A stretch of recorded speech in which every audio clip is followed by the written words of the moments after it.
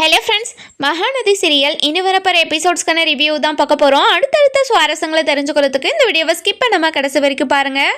காவேரி இருந்துட்டு ஸ்கூலில் ஜாயின் பண்ணிவிட்டு தன்னோட கிளாஸ்க்கு கிளம்புறாங்க. போன உடனே குழந்தைங்களெல்லாம் பார்த்துட்டு பயங்கர சந்தோஷமாக இருக்காங்க. இந்த பக்கம் பார்த்தீங்கன்னா நம்ம விஜய் இருந்துட்டு நம்ம அம்முவோட எல்லா டீட்டெயில்ஸும் எல்லாமே கொடுத்துட்டு இப்போது அம்முவை கிளாஸ்க்கு கூட்டிகிட்டு வராங்க. இங்கே பாரம்மோ கிளாஸ்க்குள்ளே போயிட்டு அதாவது நிறைய சேட்டை பண்ணக்கூடாது, மேம் சொல்கிறதெல்லாம் கேட்டு குவைட்டாக இருக்கணும். சரியா? சரிங்கப்பா, நீங்க எத்தனை முறை தான் இதை சொல்லிக்கிட்டே இருப்பீங்க? நான் எத்தனை முறை கேட்டு கேட்டு என்னோட காதே வலிக்குதுப்பா. இங்க பாருமா, அப்பா எத்தனை முறை சொன்னாலையோ நீ அதை கேட்டுக்கணும். சரியா? சரிங்கப்பா, என்னை ஃபர்ஸ்ட் நீங்க கிளாஸ்ல விட்டுட்டு நீங்க வீட்டுக்கு கிளம்புங்கப்பா. நான் ஈவினிங் வந்ததுக்கு அப்புறம் உங்ககிட்ட பேசிக்கிறேன். சரியா? அப்படின்னு சொல்லவும், என்ன காவேரி, என் கூட பேசுறது உனக்கு கஷ்டமா இருக்குதா? அப்படியெல்லாம் இல்லப்பா, நீங்க அட்வைஸா பண்ணிக்கிட்டே இருக்கீங்க. பாப்பாவை கொஞ்ச நேரமாவது சந்தோஷமா இருக்க விடுறீங்களா? எதுக்காக நீங்க அட்வைஸ் பண்ணிக்கிட்டே இருக்கீங்க? பாப்பா, நான் அந்த மாதிரி எல்லாம் பண்ண மாட்டேன்னு உங்களுக்கு தெரியாதா? திரும்ப திரும்ப ஏன்பா இந்த மாதிரி பேசிக்கிட்டே இருக்கீங்க? சரி காவேரி, நான் இனிமே அந்த மாதிரி எல்லாம் பேச மாட்டேன், நீ கிளாஸ்க்கு போ அப்படின்னு சொல்லிட்டு நம்ம குட்டி காவேரியை கிளாஸ்ல விட்டுடுறாங்க. இங்க பாரு காவேரி, உனக்கு இதுதான் கிளாஸ், இனிமே இந்த கிளாஸ்ல தான் நீ படிக்க போற.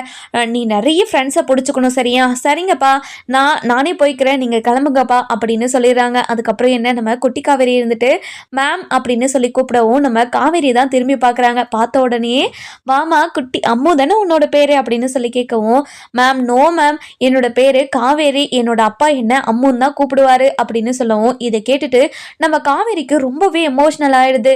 சரிங்கம்மா அம்மு, நீங்க வாங்க அப்படின்னு சொல்லி கூப்பிடவும், அதுக்கப்புறம் என்ன, நம்ம காவேரி திரும்பிக்கிட்டு குட்டி காவேரியை சேர்ல உட்கார வைக்கிறத நம்ம அதாவது விஜய் பார்த்துடுறாரு. பார்த்த உடனே பயங்கர சந்தோஷம், தன்னோட பொண்ணு போயிட்டு ஸ்கூலில் ரொம்ப ஜாலியாக உட்காந்து படிக்குதுன்னு. ஆனால் நம்ம காவேரியை பார்க்க மாட்றாங்க. அதாவது எத்தனையோ சந்தர்ப்பம் வந்தோ காவேரியும் விஜயும் பார்த்துக்கவே மாட்றாங்க. ஆனால் காவேரியும் விஜயும் பார்த்துக்கிட்டா நல்லா இருக்கும்னு நம்ம மக்கள் எல்லாருமே விரும்புவாங்க. கண்டிப்பாக இந்த எபிசோடில் அது நடக்குது. நீங்கள் இந்த எபிசோட் முடிகிற வரைக்கும் பாருங்கள், கண்டிப்பாக இந்த சுவாரஸ்யமான கதையை நீங்கள் பார்ப்பீங்க. அதுக்கப்புறம் என்ன, நம்ம காவேரி இருந்துட்டு ஆஃபீஸ் ரூம் வரைக்கும் போகலாம் அப்படின்னு சொல்லிட்டு வெளியே வராங்க.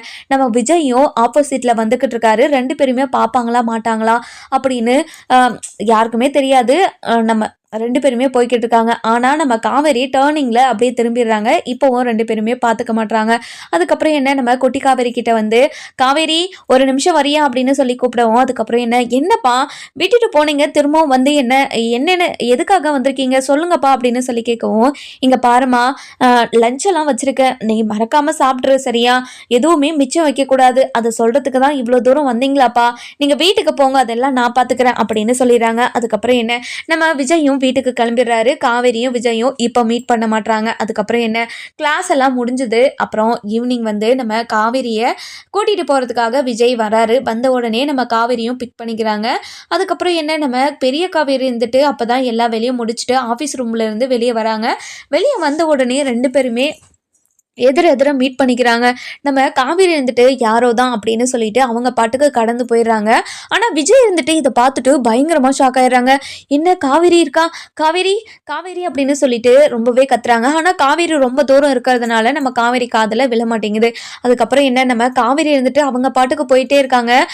நம்ம குட்டியம்மா இருந்துட்டு அப்பா யாருப்பா காவேரி, காவேரி நான் இங்கே தானே இருக்கேன், எதுக்காக காவேரி காவேரின்னு கூப்பிட்டுக்கிட்டே இருக்கீங்க, என்னாச்சுப்பா உங்களுக்கு அப்படின்னு சொல்லவும், அம்மோ ஒரு நிமிஷம் இரமோ அப்படின்னு சொல்லிட்டு நம்ம காவேரி தேடி நம்ம விஜய் இருந்துட்டு ஓடுறாரு. ஆனால் காவேரி மறைஞ்சிடுறாங்க. அதுக்கப்புறம் என்ன, வெளியே போய் பார்க்கவும் நம்ம காவேரி இருந்துட்டு அந்த டேர்னிங்கில் திரும்புறதை பார்க்குறாங்க. டக்குன்னு காரை எடுத்துக்கிட்டு நம்ம காவேரி போகிற வழியிலேயே நம்ம விஜயும் போகிறாங்க. போன உடனே நம்ம காவேரி இருந்துட்டு ஒரு வீட்டுக்குள்ளே போகிறத பார்த்துடுறாங்க. பார்த்த உடனே நம்ம விஜய்க்கு பயங்கர சந்தோஷம். காவேரி, இத்தனை வருஷமா நீ என்னை விட்டு போயிட்டேன்னு எல்லாருமே சொல்லிக்கிட்டு இருந்தாங்க. ஆனால் என்னோட உள் மனசுல நீ இன்னமும் இருக்க, எங்கேயோ இருக்கன்னு எனக்கு தோணிக்கிட்டே தான் இருந்துச்சு. இப்ப பாத்தியா, என் கண்ணு முன்னாடி வந்து நின்றுட்ட, எனக்கு ரொம்ப சந்தோஷமா இருக்குது காவேரி அப்படின்னு பயங்கர சந்தோஷத்துல நம்ம விஜய் இருந்துட்டு காவேரி எந்த வீட்டுக்கு போனாங்களோ அந்த வீட்டான காரை நிறுத்துறாங்க. அதுக்கப்புறம் நம்ம அம்மா இருந்துட்டு அப்பா என்னாச்சுப்பா உங்களுக்கு அப்படின்னு சொல்லி கேட்கவும், இங்கே பாரம்மோ, அப்பா ஒரு 5 நிமிஷத்தில் வந்துடுறேன், அம்மோ நீ செம்மத்தா இங்கே இருக்கணும். சரியா? அப்பா என்னை தனியாக விட்டுட்டு போகாதீங்கப்பா, இங்கே பாரம்மோ நான் சீக்கிரமாக வந்துடுறேன், நீ இங்கவே இரு அப்படின்னு சொல்லிட்டு காரெல்லாம் லாக் பண்ணிட்டு நம்ம விஜய் இருந்துட்டு காவேரியை பார்க்கறதுக்காக அந்த வீட்டுக்குள்ளே போயிட்டு காலிங் பெல் அடிக்கிறாங்க. அடித்த உடனே நம்ம காவேரிக்கு பயங்கரமாக ஷாக் ஆகிடுது. என்ன நம்ம வீட்டுக்கு யார் வருவா, இந்த அதாவது இந்த ஊர்லேயும் இந்த வீட்டில் இருக்கிறவங்களையும் யாருமே எனக்கு தெரியாது. அப்படி இருக்கப்போ யார் வந்து கதவை தட்டுறாங்கன்னு தெரியலே. மா, யாருன்னு வந்து பாருமா அப்படின்னு சொல்லிட்டு சாரதா கிட்ட சொல்லவும் சாரதாவும் வராங்க. சரிடி, நீ போயிட்டு கை கால் மூஞ்செல்லாம் கழுவிட்டு வா, நான் போய் யாருன்னு பார்க்குறேன் அப்படின்னு சொல்லிட்டு வெளியே வந்து கதவை திறந்து பார்க்குறாங்க. பார்த்த உடனே நம்ம சாரதாக்கு அப்படியே நெஞ்சே வெடிச்சிடுற மாதிரி ஆயிடுது. தம்பி, நீங்க இன்னும் உயிரோடு தான் இருக்கீங்களா அப்படின்னு சொல்லி கேட்கவும் நம்ம விஜய்க்கு பயங்கரமா ஷாக் ஆயிடுது. அத்தை, என்னத்த சொல்றீங்க நீங்க? நான் அதாவது நான் உயிரோட தான் அத்தை இருக்கேன். நீங்க புதுசா பேசுறீங்களே, என்னாச்சு அத்தை உங்களுக்கு? அப்படி இத்தனை வருஷமா நீங்க எங்க போயிருந்தீங்க அத்தை அப்படின்னு சொல்லி கேட்கவும், இங்க பாருங்க தம்பி, நீங்க இறந்துட்டதா உங்க பாட்டியும் உங்க தாத்தாவும் உங்க வீட்டுல இருக்கிற எல்லாருமே சொன்னாங்க தம்பி. அதனால தான் தம்பி நான் அதாவது எங்க ஊருக்கு வந்துட்டோம். இப்போ அதாவது ஒரு வேலையா இந்த ஊருக்கு வந்திருக்கோம் தம்பி அப்படின்னு சொல்லவும், இங்க பாருங்க அத்தை, காவேரி எங்க இருக்கா அத்தை அப்படின்னு சொல்லி கேட்கவும், இதை கேட்ட உடனே நம்ம சாரதாக்கு பயங்கர சந்தோஷம். இங்க பாருங்க தம்பி, என்னோட பொண்ணு நீங்க இன்னும் ஞாபகம் வச்சிருக்கீங்களா தம்பி அப்படின்னு சொல்லி கேட்கவும், இங்க பாருங்க அத்தை, என் பொண்டாட்டியை எப்படி என்னால மறக்க முடியும்? என் பொண்டாட்டியை இத்தனை வருஷமா என்கிட்ட இருந்து நீங்க பிரிச்சு வச்சிருந்தீங்கல்ல அப்படின்னு சொல்லி கேட்கவும், இங்க பாருங்க தம்பி, உங்க பாட்டியும் உங்க தாத்தாவும் தான் எங்க கிட்ட நீங்க இறந்துட்டு தான் சொன்னாங்க. அதனாலதான் என்னோட பொண்ணுக்கு அந்த ஆக்சிடென்ட்ல மெமரி லாஸ் ஆயிடுச்சு தம்பி. அதனால தான் என்னோட பொண்ணு எல்லாத்தையுமே மறந்துட்டாங்க. உங்களை கல்யாணம் பண்ணது, அதாவது ஒரு குழந்தை பெற்றதுன்னு எல்லாத்தையுமே மறந்துட்டாங்க. உங்கள் பாட்டி அதாவது விஜயோட ஞாபகமாக என்னோட பேத்தியை மட்டும் என்கிட்ட கொடுத்துட்டு போயிருங்க. காவேரி கிட்ட நீங்கள் என்ன பதில் சொல்லுவீங்க அப்படி இப்படின்னு எதையோ பேசி என்னோட பேத்தியை மட்டும் வாங்கிக்கிட்டாங்க. இப்போது என்னோட பேத்தி எப்படி இருக்கா என்ன ஏதுன்னு தெரியாமல் நான் எத்தனை நாள் வருத்தப்பட்டுக்கிட்டு இருக்கேன்னு தெரியுமா அப்படின்னு சொல்லவும், அதுக்கப்புறம் என்ன நம்ம விஜய் இருந்துட்டு, அத்தை ப்ளீஸ் அத்தை, எனக்கு காவேரியை பார்க்கணும், எங்க இருக்கா இப்பதான் உள்ள வரத நான் பார்த்தேன் அப்படின்னு சொல்லவும், இங்க பாருங்க தம்பி, அவளுக்கு நீங்க யாருன்னே தெரியாது அப்படின்னு சொல்லவும், அந்த நேரம் பார்த்து நம்ம காவேரி வந்துடுறாங்க. வந்த உடனேயே நம்ம விஜயை பார்த்துட்டு, அம்மா யாருமா இது அப்படின்னு சொல்லி கேட்கவும், நம்ம விஜய்க்கு பயங்கரமா ஷாக் ஆயிடுது. அத்தை என்னத்தை இது அப்படின்னு சொல்லி கேட்கவும், நான் தான் சொன்னேன் இல்லை தம்பி, அவளுக்கு மெமரி லாஸ் ஆயிடுச்சு. நான் என்ன பண்ணி அவளோட மெமரி லாஸ், அதாவது மெமரியை திரும்பி வர வைக்கிறதுன்னு எனக்கு தெரியல. இத்தனை வருஷமா தனக்கு கல்யாணம் ஆனதையோ குழந்தை பிறந்ததையோ ஒரு நாள் கூட அவ ஞாபகம் வச்சுக்கவே இல்லை. ஆனா ஒண்ணு மட்டும் அவ ஞாபகத்தில் இருக்கு, விஜய்னு ஒருத்தர் ஞாபகம் இருக்கு. என்னோட லைஃப்ல இருந்திருக்காங்களான்னு எத்தனையோ முறை என்கிட்ட கேட்டிருக்கா. ஆனா நான் எதுவுமே சொல்லல. அவ அப்படி இருக்காங்கன்னு நான் சொன்னா யாருமா அது அப்படின்னு சொல்லி கேட்டு அப்புறமா என்ன ஏதுன்னு விசாரிச்சுக்கிட்டே இருப்பா. அப்புறமா நீங்க இந்த உலகத்துல இல்லைன்னு அவகிட்ட சொல்றதுக்கு எங்களால முடியலன்றதுக்காக தான் இத்தனை வருஷமா உங்களை பத்தின எதுவுமே ஞாபகம் வராத மாதிரி நான் பண்ணி வச்சிருந்தேன் தம்பி. இப்போ நீங்க உயிரோட இருக்கிறத பார்த்தா எனக்கு அவ்வளோ சந்தோஷமா இருக்குது அப்படின்னு சொல்றாங்க. அத்தை, காவேரிக்கு கண்டிப்பா ட்ரீட்மெண்ட் பண்ணி ஞாபகம் எல்லாம் வர வச்சிடலாம் அத்தை, நீங்க கவலையே படாதீங்க அப்படின்னு சொல்லவும், இதை கேட்டுட்டு இங்க பாருங்க தம்பி, டாக்டர் சொன்னாங்க தம்பி, அவளுக்கே கண்டிப்பாக ஒரு நாள் எல்லாமே ஞாபகம் வந்துடுன்னு அப்படின்னு சொல்லவும், இதெல்லாம் கேட்டுட்டு நம்ம காவேரி இருந்துட்டு, மா யாரை பற்றிமா பேசிக்கிட்டு இருக்கீங்க? யாருக்கு மெமரி லாஸ் ஆகிடுச்சு? எனக்கு தானே மெமரி லாஸ் ஆயிடுச்சு அப்படின்னு சொல்லவும், இல்லைம்மா, பக்கத்தில் ஒருத்தருக்கு அந்த மாதிரி ஆயிடுச்சான், அதனால தான் இந்த தம்பி பேசிக்கிட்டு இருக்கு அப்படின்னு சொல்லவும், இதை கேட்ட உடனே, இவர் யாருமா? நான் இது வரைக்கும் இவரை பார்த்ததே கிடையாது, நீங்கள் யார் அப்படின்னு சொல்லிட்டு விஜயை பார்த்து கேட்கவும், விஜய்க்கு அப்படியே உசுரே போயிடுது. காவேரி, நான் யாருன்னு உனக்கு தெரியாத காவேரி, நான் தான் விஜய் அப்படின்னு சொல்லவும், விஜய் என்ற பேரை கேட்ட உடனே நம்ம காவேரிக்கு ஒரு மாதிரி பழசெல்லாம் ஏதோ ஞாபகம் வர மாதிரி ஒரு மாதிரி பண்றாங்க. இதெல்லாம் கேட்ட உடனே நம்ம சாரதா இருந்துட்டு, தம்பி இப்போதைக்கு இதெல்லாம் ஞாபகப்படுத்த வேண்டாமே அப்படின்னு சொல்லவும், இல்லத்த, நான் இப்போவே எல்லாத்தையும் நான் காவேரி கிட்ட சொல்ல தான் போறேன். காவேரி ரொம்ப பாவம், எப்படி இதெல்லாம் அவகிட்ட சொல்லாமல் நான் இருக்கிறது சொல்லுங்க அப்படின்னு சொல்லவும், இதை கேட்ட உடனே நம்ம அதாவது சாரதா இருந்துட்டு, மா நீங்கள் 2 பேரும் பேசுகிறத பார்த்தா என்னோட லைஃப்பில் ஏதோ ஒரு பெரிய விஷயம் நடந்திருக்குன்னு எனக்கு தெரியுது. நான் அடிக்கடிக்கு உங்ககிட்ட கேட்டிருக்கேன், விஜயன்ற ஒரு என்னோட லைஃப்பில் ஏதாச்சும் இருந்திருக்காருன்னு உங்ககிட்ட எத்தனை முறை கேட்டிருக்கேன். ஆனால் ஒரு தடவை கூட நீ என்கிட்ட எந்த ஒரு பதிலுமே சொன்னதே கிடையாது. இங்கே பாருமா, விஜய் யாருமா? என்னோட லைஃப்பில் என் கூட என்னவா இருந்தார்? எனக்கு ஃப்ரெண்டாக இருந்தாரா, இல்லை எனக்கு லவ்வராக இருந்தாரா, நான் இல்லைனா என்னோட ஹஸ்பண்டாக இருந்தாரா, இல்லை ஏதாச்சும் ஒன்று சொல்லுங்கம்மா. அந்த விஜயன்ற ஒரு பேரை கேட்டாவே எனக்கு ஏதாவது ஒரு மாதிரி ஆகுதுமா, ப்ளீஸ்மா, அதுக்கு அர்த்தம் என்னன்னு சொல்லுமா. இங்கே பாருங்க விஜய், நீங்கள் என்னோட லைஃப்பில் என்னவா இருந்தீங்க சொல்லுங்க விஜய் அப்படின்னு சொல்லி கேட்கவும், இங்கே பாரு காவேரி, நீயும் நானும் கல்யாணம் பண்ணிக்கிட்டு லவ் பண்ணி ஒரு வாழ்க்கையை வாழ்ந்தோமே, அது உனக்கு ஞாபகம் இல்லையா அப்படின்னு சொல்லி கேட்கவும், இதை கேட்ட உடனே காவேரிக்கு ஒரு மாதிரி ஷாக் ஆயிடுது. என்ன, நான் கல்யாணம் பண்ணிக்கிட்டேனா? கல்யாணம் பண்ணி குழந்தை பிறந்ததுலேருந்து எதுவுமே எனக்கு ஞாபகம் இல்லையா? மா, இவங்க என்னம்மா சொல்றாரு? இவர் சொல்றதெல்லாம் உண்மையாம்மா அப்படின்னு சொல்லி கேட்கவும், காவேரி, ஆமா காவேரி, இந்த தம்பி சொல்றது எல்லாமே உண்மைதான். இந்த தம்பியை தான் நீ கல்யாணம் பண்ணியிருந்த. கல்யாணம் பண்ணிட்டு குழந்தை பிறந்தப்போ தான் நீ எல்லாத்தையுமே மறந்துட்ட. இவர் இறந்துட்டாருன்னு சொல்லிட்டு இவங்க வீட்டில் இருக்கிற எல்லாருமே சொல்லிட்டாங்க காவேரி. அதனால தான் உன்னை கூட்டிட்டு நம்ம ஊருக்கே வந்துட்டேன். வந்ததுக்கப்புறம் இதை எல்லாத்தையும் ஞாபகப்படுத்தினா என்னோட புருஷன் எங்கன்னு நீ கேட்க மாட்டியா? கேட்டு உன்னோட புருஷன் இறந்துட்டான்னு உன்கிட்ட எப்படி சொல்றதுன்னு தெரியாம தாண்டி இத்தனை வருஷமா இது எதுவுமே உன்கிட்ட சொல்லாம இருந்தேன் அப்படின்னு சொல்லவும், இங்க பாருமா, இந்த விஷயத்த என்கிட்ட ஏமா மறைச்ச?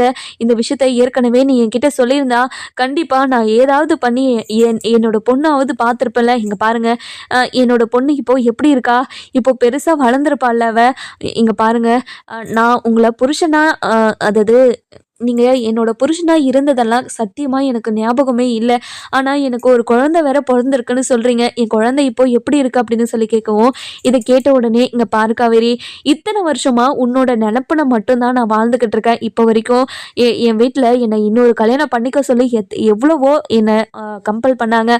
ஆனா என்னைக்காவது ஒரு நாள் என் கண்ணு முன்னாடி வந்து நிப்பேன்னு நான் எத்தனையோ முறை யோசிச்சிருக்கேன். ஆனா இப்படி நடக்கும்னு நெனச்சு கூட பார்க்கல காவேரி.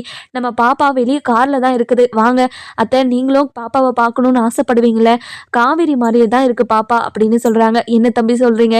இத்தனை வருஷத்துல எத்தனை முறை என்னோட பேத்தியை பார்க்கணும்னு நான் எவ்வளவோ ஆசைப்பட்டிருக்கேன். ஆனா இது இப்போ நடக்கும்னு நினைச்சாவே எனக்கு அவ்வளவு சந்தோஷமா இருக்குது.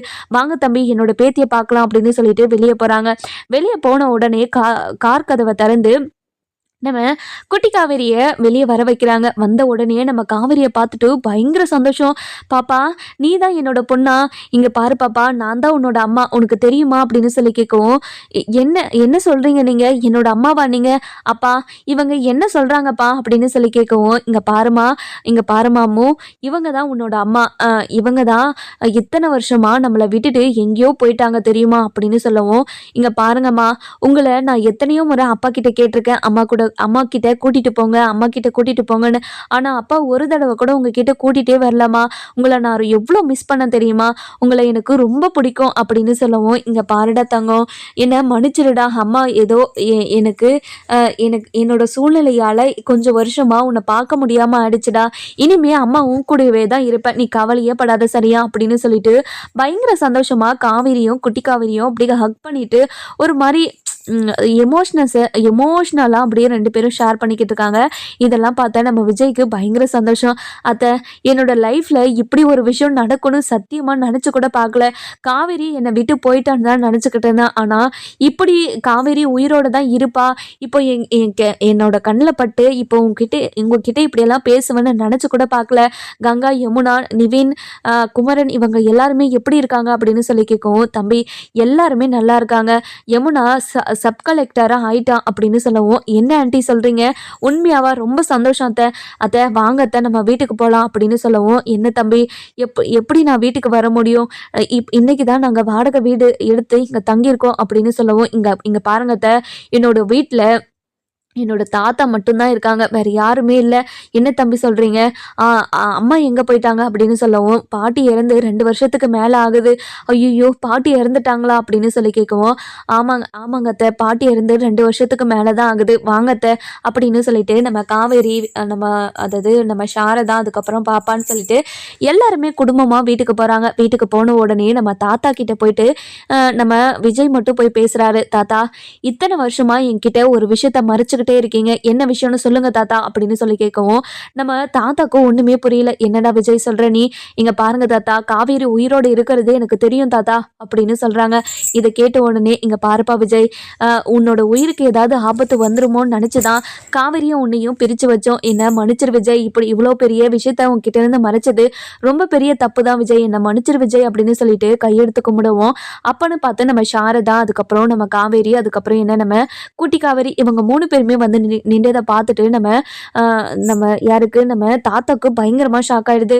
காவேரி, சாரதா, என்ன மன்னிச்சிரு சாரதா, இத்தனை வருஷமா விஜய் இறந்துட்டான்னு சொல்லி உங்களை ஏமாத்தினது மிகப்பெரிய தப்பு தான். பசுபதியால் எங்கள் குடும்பத்துக்கு நிறைய பிரச்சனை வந்ததுனால தானே இதுக்கு மேலே பசுபதியால் எந்த ஒரு பிரச்சனையும் வந்திருக்க கூடாதுன்னு தான் இப்படி ஒரு முடிவை எடுத்துட்டோம், எங்களை மன்னிச்சிரு அப்படின்னு சொல்கிறாங்க.